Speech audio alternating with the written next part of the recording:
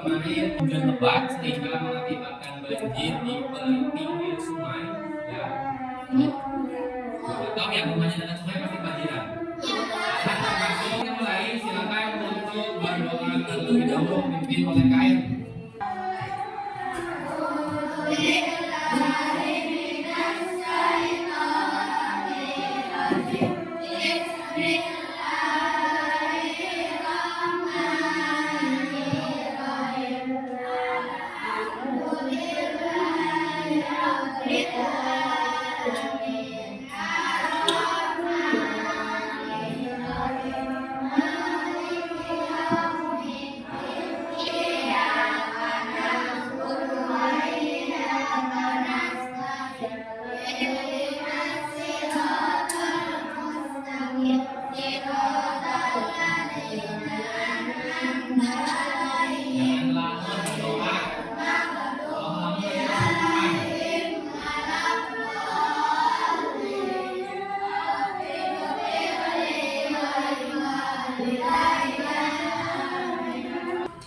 Untuk pelajaran kali ini kita akan mempelajari tentang bencana alam. Untuk itu buku catatan, pulpen dan buku siswanya disiapkan dan dibuka. Itu tandanya kalian sudah siap untuk belajar. Kita akan belajar tentang bencana alam.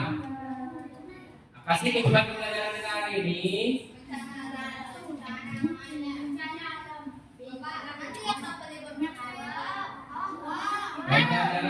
Tujuan pembelajaran kali ini, ya, yaitu siswa dapat apa? Mengetahui dan memahami pengertian bencana alam. Yang kedua, yang ketiga,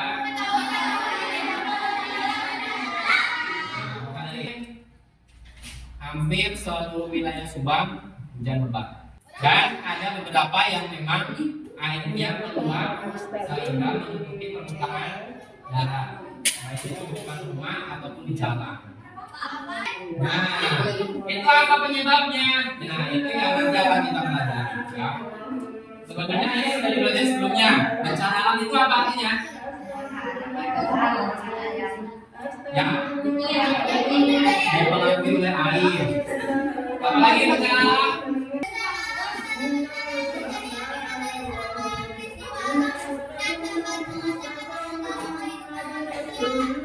Terjadi akibat adanya serangkaian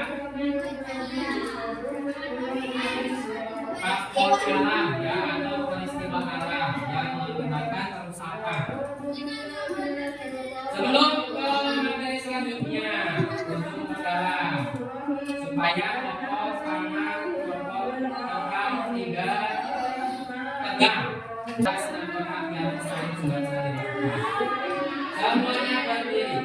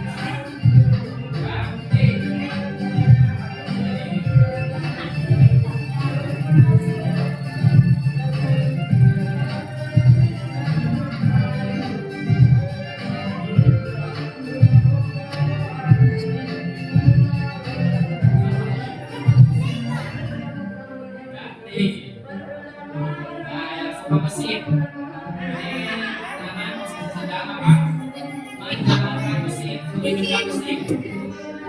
Tangan kanan putar ke dalam. Tangan kiri putar keluar. Tangan kanan ke dalam, tangan kiri keluar.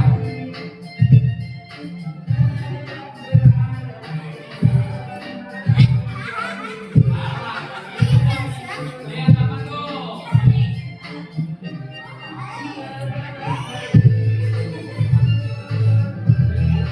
Kombinasi dari apa? Ganti.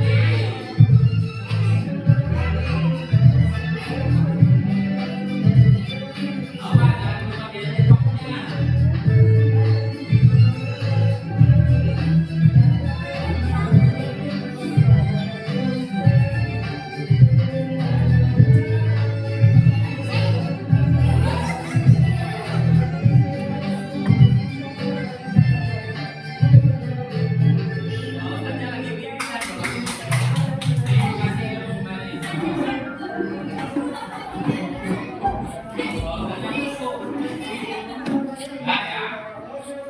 Itu mudah-mudahan dengan kalian membiasakan seperti itu otak kiri dan kanannya itu normal, stabil.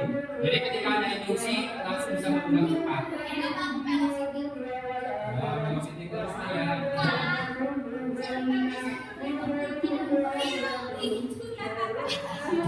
Nah, apa itu bencana alam?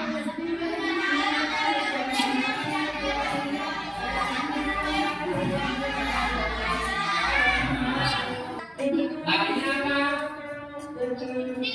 Tahu gede?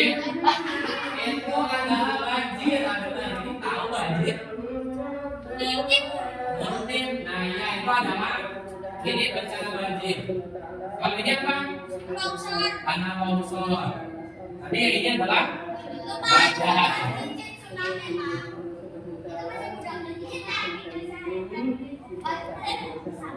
Nah itu contoh dari beberapa kejadian alam atau bencana alam, bencana akibat peristiwa alam. Paham sudah? Selanjutnya kita masalah berikutnya. Penyebab terjadinya bencana. Penyebab bencana alam itu bisa dikategorikan menjadi dua. Yang pertama itu karena faktor alami atau faktor alam, karena alam itu sendiri. Karena alam sudah kuasa sehingga tidak bisa merupakan beban hidup yang sangat berat. Atau faktor non alami, yaitu faktor yang diakibatkan oleh penduduk dunia, ya, oleh manusia khususnya. Ada yang pertama ini penjelasan dari faktor alami. Ada apa saja contohnya? Yaitu gerakan lempeng bumi, gempa, tsunami, longsor itu akibat dari gerakan lempeng bumi. Lempeng bumi itu di mana? Ya di dalam bumi. Karena bumi itu terdiri dari beberapa tingkatan. Ya. Kalau kita bisa pergi ke gunung, itu ada batu yang berlapis-lapis. Itu bisa menjadi contoh lempengan. Ya. Aktivitas gunung berapi. Gunung berapi yang ada di Indonesia yang paling terkenal Krakatau, ya, Semeru, Bromo, Jati, Gunung Slamet, ya. Kemudian perubahan iklim, seperti sekarang. Tahun kemarin bulan Mei itu tidak ada hujan, ya.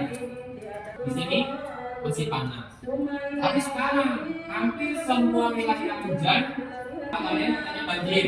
Kenapa? Akibatnya itu tadi selain dari perubahan iklim karena ulah manusia juga. Kemudian kekeringan. Alhamdulillah di kita itu di wilayah sini itu tidak pernah kekeringan. Karena apa? Irigasinya baik. Makanya bisa panen tiap tahun 2 kali minimal. Dan kebakaran hutan itu juga faktor dari perubahan iklim. yang tadinya biasa dingin tiba-tiba cuaca sangat panas seperti yang sudah terjadi di tahun lalu. Negara apa? Amerika. Tidak ada yang membakar, tapi tiba-tiba pohonnya terbakar, rumah terbakar. Karena apa? Perubahan iklim. Dan juga bencana cuaca ekstrim, badai, angin topan. Badai itu angin yang berhembus sangat kencang. Ada badai yang di laut, ada badai yang di darat. Badai pasir, angin topan yang bagaimana? Angin yang mutar-mutar atau angin tornado atau twister, angin topan, angin tornado, angin mutar-mutar. Itu adalah cuaca ekstrim. Yang kedua, yaitu dari faktor non alam, deforestasi. Apa namanya deforestasi? Penggundulan hutan atau penebangan hutan, sama saja kan? Ya. Penggundulan hutan dan penebangan hutan secara ulang atau tidak tebang pilih.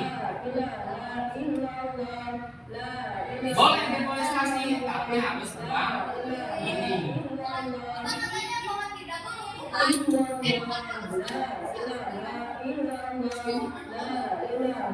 Untuk faktornya karena usia polis berubah bisa.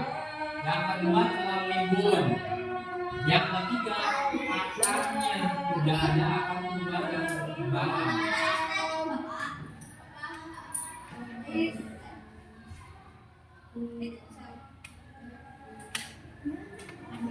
Pembangunan yang tidak bertanggung jawab, ya, yang sedang viral di Jawa Barat, ya, oleh Bapak kita, Bapak Jabar, tanpa DM. Gebrakannya apa?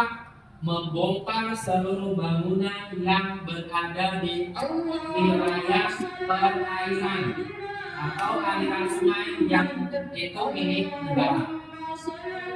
Itu adalah contoh dari tentang adanya pembangunan yang tidak bertanggung jawab. Bukan hanya di bantaran sungai saja, di pinggir jalan trotoar, ya, atau di pinggir jalan raya itu biasanya ada pedagang dagang yang hidup permanen, padahal itu tidak diperbolehkan. Tapi karena oleh oknum pemerintah yang tidak bertanggung jawab, jalannya tertutup, tapi trotoar tetap ada, ya. Akhirnya dibongkar dan disterilisasi lagi. Itu contoh dari faktor non alam. Yang pertama tadi apa? Faktor non alam, deforestasi. Nah, ya, itu adalah penyebab bencana alam. Penjelasan dan contoh-contohnya. Ada dua faktor, faktor alami dan faktor non alami. Faktor alami itu faktor yang terjadi oleh alam. Faktor non alami yang terjadi oleh manusia. Faktor non alami. Nah, ini adalah penyebab-penyebabnya. Faktor alam yang pertama itu adalah gerakan lempeng bumi. Apa contohnya? Gempa bumi, tsunami, aktivitas gunung berapi, letusan gunung, semburan, abu vulkanik. Perubahan iklim, ada banjir, kekeringan, kebakaran. Bencana cuaca ekstrim, ada badai, angin topan, gelombang panas. Kemudian faktor geologi, struktur tanah, tekstur batuan, pola pengaliran sungai, topografi, lipatan, halangan, tektonik. Yang kedua faktor non alami, ada deforestasi, yaitu memperparah banjir, bencana longsor dan erosi. Sampai situ apa? Pengikisan tanah.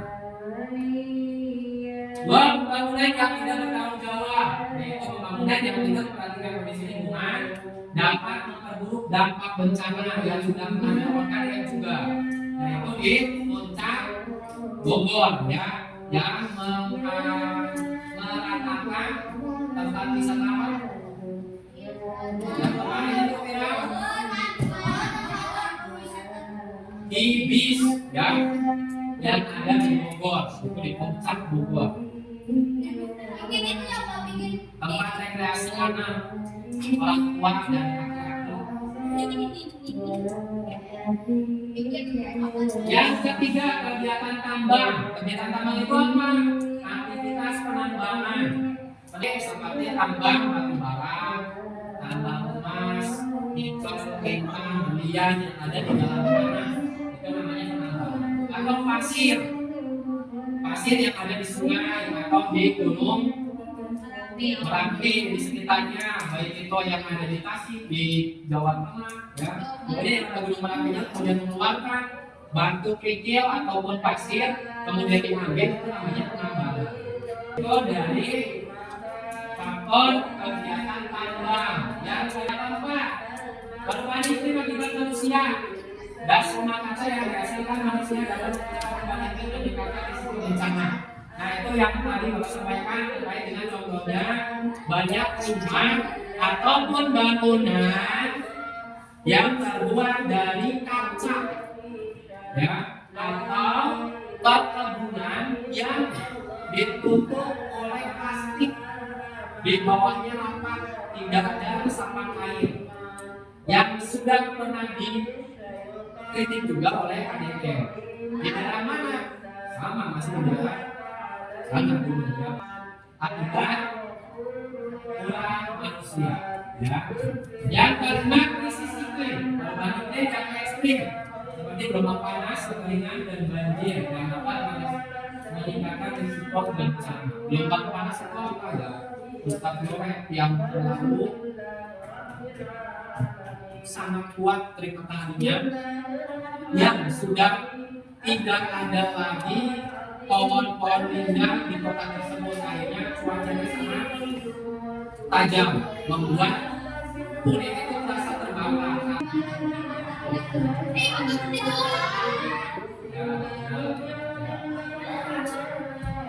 Contoh dari bencana alam dan cara penanggulangannya.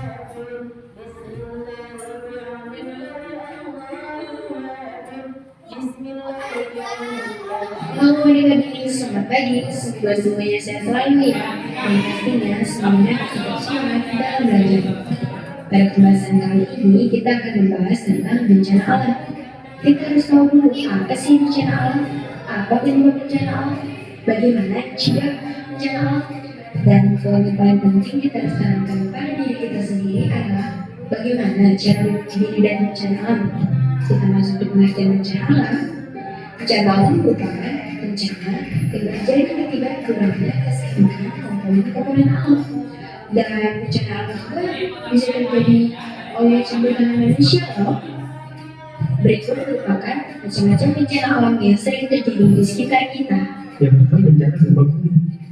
Bencana gempa bumi merupakan bencana yang menimbulkan ledakan di gunung gunung sehingga boleh kemungkinannya sangat luas sekali karena terjadi serangan udara dan tiba-tiba bahkan gempa bumi terjadi dengan skala besar dapat menyebabkan tanah langsung.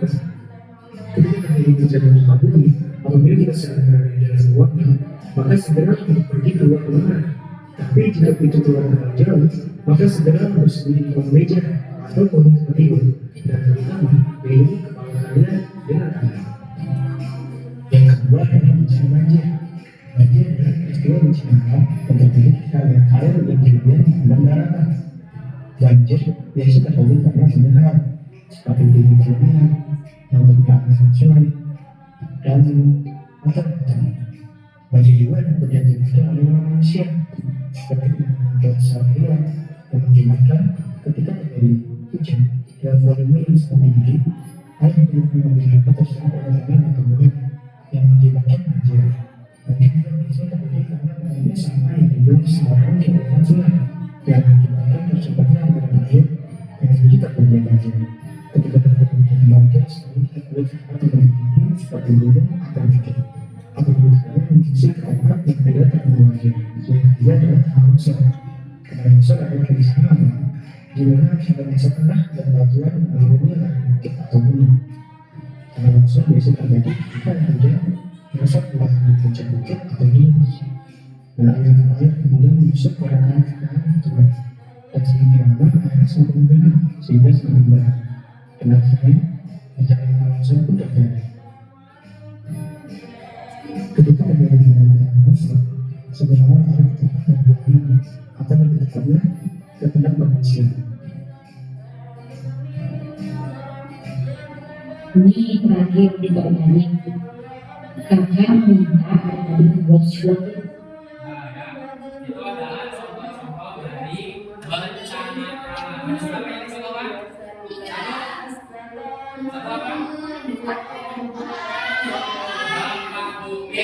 Yang kedua, yang ketiga, ketika terjadi gempa bumi, apa yang harus kita lakukan? Kita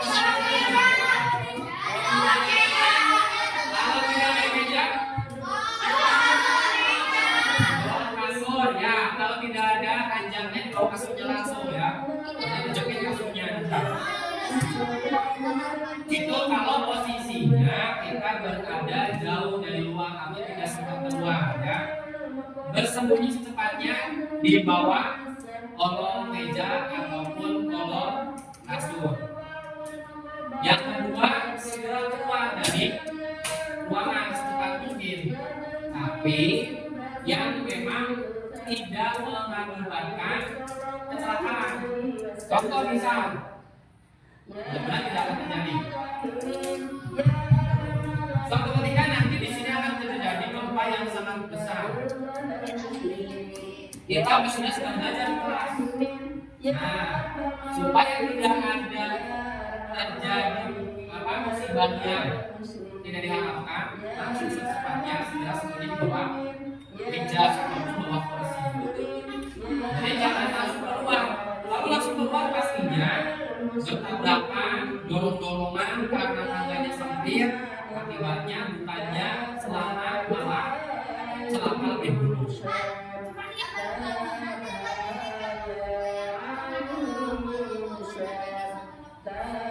Minimalnya, yang mudah-mudahan tidak ya. Kalau itu misal hanya sebentar bisa, tapi kalau lama ya bisa langsung. Tapi syaratnya apa? Yaitu tadi jangan panik dan harus tertib. Makanya kita harus belajar tertib. Contoh bebek. Bebek itu selalu baris, dua baris ataupun satu, tergantung dari pimpinan paling depan. Gak mungkin barisan paling belakang akan pindah ke depan atau mendahului, pasti akan sampai belakang. Makanya ketika ada perlintasan kereta kemudian bebek itu melintas, karena tertib, ya pasti ada yang kena. Kenapa? Tidak terburu kenapa? Hewan itu bukan manusia yang normal. Pokoknya mengikuti pimpinan lewat lewat, akhirnya kereta datang. Nah, itu contoh untuk tertibnya, bukan contoh untuk tidak mengikuti tidak apa supaya situasi dan kondisi. Belajar tertib ya. Ya, itu harus tertib supaya apa yang tidak diamankan tidak terjadi.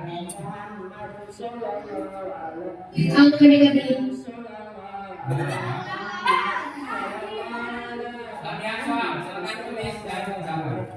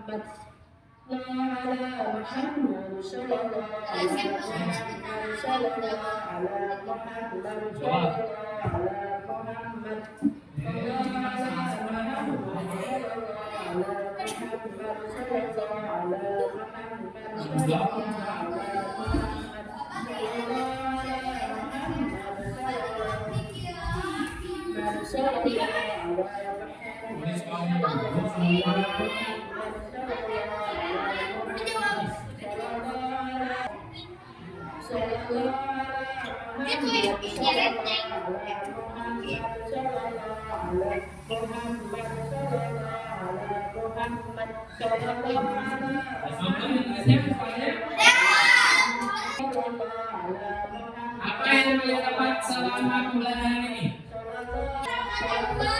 Pengetahuan tentang bencana alam.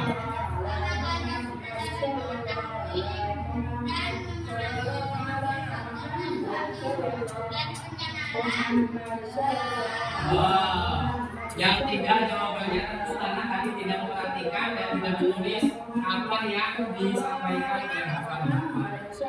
Ya. Apa yang harus dilakukan ketika terjadi banjir? Mengungsi. Kemudian apa lagi? Lari ke tempat yang lebih tinggi. Yang harus dilakukan ketika kita melihat teman kita buang sampah sembarangan atau ketika ada sampah di depan kita, apa yang dilakukan? Sudah dilakukan? Terima kasih yang sudah ada yang belum ada dipraktekkan. Apa yang dirasakan selama pembelajaran berlangsung? Bahagia, seru, bingung, bosan juga. Ya.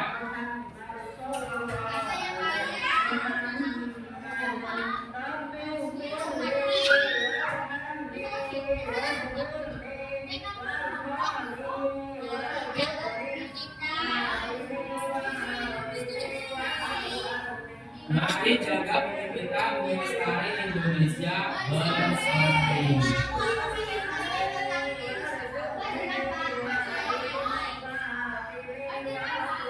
Terima kasih. Assalamualaikum warahmatullahi wabarakatuh.